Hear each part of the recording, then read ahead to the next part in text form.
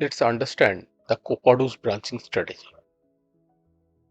The Copado branching strategy is little bit different from traditional branching strategy. In Copado model, each Salesforce environment is tied to a branch in the repository.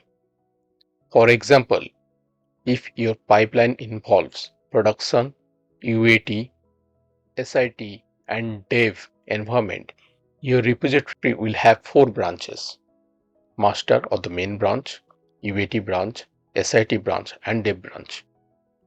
These are called the org branches. You can see it here. As we discussed earlier, your master or main branch will contain your production environment metadata, while the dev branch, SIT, and UAT branch will contain your dev UAT environments metadata. Copado uses feature branch and promotion branch for moving changes from one org branch to another. Feature branch is generally an isolated branch that is created from the master branch or the base branch.